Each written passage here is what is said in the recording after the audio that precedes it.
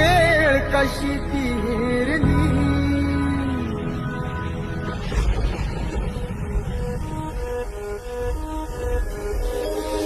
कोण बसला होता काळ तसा महापुरुषावरती, देशोदेशी वार्ता पसरता हलवून गेली ही धरती.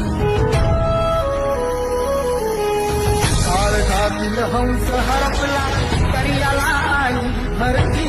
सूर्य बुडाला अंधार झाला म्हणून जनता ही झुरती. दुष्ट काळाने भीमरायांची प्राणज्योत ती चोरली.